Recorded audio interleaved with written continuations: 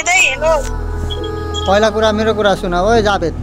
तैँले गर्न खोजेको के हो पहिला यो भन् त मलाई मैले के गर्न दाइ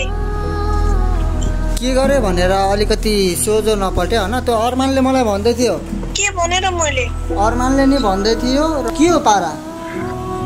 के भनेछ र दाइ मैले तिमीलाई गिलमा बस्न मन छैन भने नबस हेर भाइ मैले जबरजस्ती तिमीलाई जोइन गरेको पनि हैन तिम्रो रिक्वेस्टको कारणले मात्र मैले गिलमा लिएको थिएँ हैन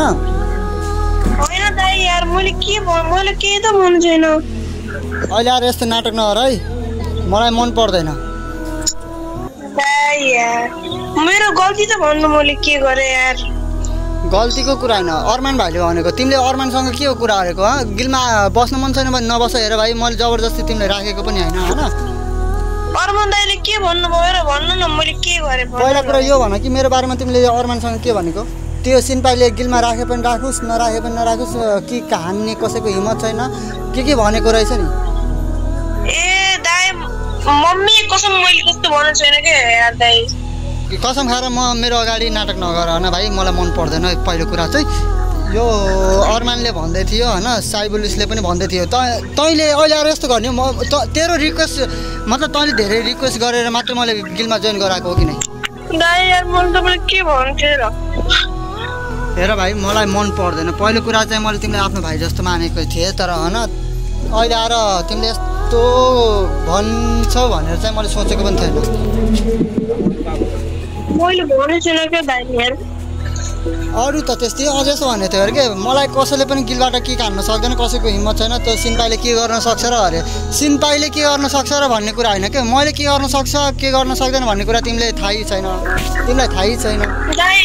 मैले यस्तो साँच्चै भनेको होइन यार दाइ साँच्चै म त तपाईलाई कसरी विश्वास दिला तिमी अहिले मसँग बोले छैन झगडा भएर सुन अनि तिमीले यस्तो भन्छ भनेको यस्तो भन्छ भन्ने थाहा पाएको भए म तिमीलाई जोइनै गर्थेन गिलमा हैन ए दाइ मैले साँच्चै मैले त्यस्तो भनेको छैन आजकल मसँग तिनी अरमानहरु बोले छैन त्यही भएर मलाई हेपिरहेको छ तिमीले अस्ति पनि ग्याङ बनाएर हान्दा छ मलाई यस्तो हो के हेर भाइ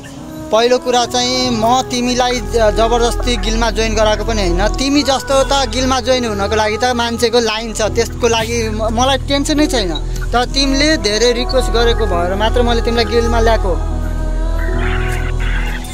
तर अहिले आएर तिमीले ठुलो कुरा गर्ने हो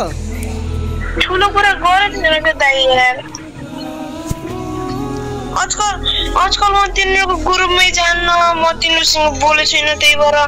मैले त्यसको अर्फाजको डाइनामिक डुबो किक गर्दै थिएँ अस्ति मलाई मसँग नबोलेर त्यही भएर अस्तिदेखि मलाई हेपिरहेको छ किन मैले कसैलाई पनि भन्नु छैन गिल्ड मेम्बरको अरमान दाइ मसँग नबोलेर अरमानले के भन्दैछ थाहा छ कि त अब जावेद तँलाई गिलबाट हटाउने अरे कि त अब आफू हट्ने अरे अब म के भनौँ अब के गरौँ ल पहिला यो भन् दाइ अब मैले के गरेको थिएँ र दाइ अब मेरो गल्ती छैन तर अब दाइ अब तपाईँले जे राम्रो लाग्छ अब त्यही गर्नु दाइ यार मैले यस्तो गरेको छैन कि यार अरमानले मसँग बोले छैन अहिले त्यही अस्तिदेखि मलाई ग्याङ बनाएर हानिरहेको छ अनि म हेपिरहेको छु त मैले के गरौँ यार दाइ तिमीलाई गिलमा बस्न मन थिएन भने चाहिँ किन ए दाइ प्लिज मलाई रिक्वेस्ट लिनु गिलमा जसरी भए पनि भनेर किन त्यो बेला फेरि उ गरेको त मैले दाइ केही पनि गरेको छैन यार म आफ्नो घरमा बसिरहेको चुपचाप अस्ति म गाउँमा गएर यहाँ आएको मैले के भनेर अरमान दाइ ग्रुपमा पनि गर्छु न म अहिले आएर तिमी भाइ मलाई ठिक लाग्न पनि छोड्यो अबदेखि भयो म तिमीसँग कुनै मतलबै राख्दैन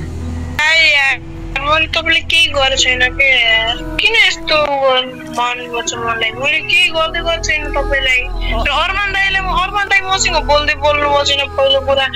साइबुलस पनि बोल्छ छैन कोही बोल्नु छैन अस्तिदेखि एक्लै बसिरहेको छु म ग्याङ बनाएर हानिरहेको छु म गिल्डको मेम्बरलाई केही भन्नु थिएन दाइ यार म गिल्डमा बस्न चाहन्छु के तिमीले गिलमा बस्न चाहने भएको भए तिमीले किन त्यस्तो बोल्यो भनेको मात्रै हो अब यस्तो हो कि अरमानले झुटो त बोल्दैन मसँग पक्कै पनि अरमान दाइ कस्तो हुन्छ मैले चिनेछु नि दाइ यार अरे भाइ तिमीहरूसँग झुट बोल्छ होला त्यो म मान्छु तर मैले त्यसलाई राम्रोसँग चिनेको छु के मसँग कहिले पनि झुट बोल्दैन साँच्चै मैले भने छैन कि यस्तो सिन पाइदा यार म तिनको ग्रुपमै गएको छैन अनि मैले कसरी भने भन्नु त कसलाई भने मैले जसलाई भने पनि भनेको र अब मैले अघि त भनेको र अरमानले भनिराखेको भनेर भयो भयो तिमी भाइलाई मैले अस्ति भर्खर चिनेको हो तर तिमीले यस्तो कुरा गर्छौ भनेर चाहिँ मैले सोचेको थिएन गर्यौ ल राम्रो भयो ए मैले त्यस्तो गरेको थिएन यार दाइ अरमान दाइ के भन्नु finally guys prank is the successful भयो भाइको रियाक्सन चाहिँ एकदम नराम्रो थियो किनकि भाइ हल्का इमोसनल पनि भइरहेको थियो सो केही बोल्न नसकेर भाइ चाहिँ ग्रुपबाट लिभ गरिसकेको छ सो गाइज यो सब हजुरहरूको लागि हजुरहरूको मायाको लागि यो भिडियो बनाएको सो सबैजनाले चाहिँ यो भिडियो लास्टसम्म फुल वाच गरिदिनु होला र भिडियोलाई लाइक गर्नु होला र च्यानललाई सब्सक्राइब गरिदिनु होला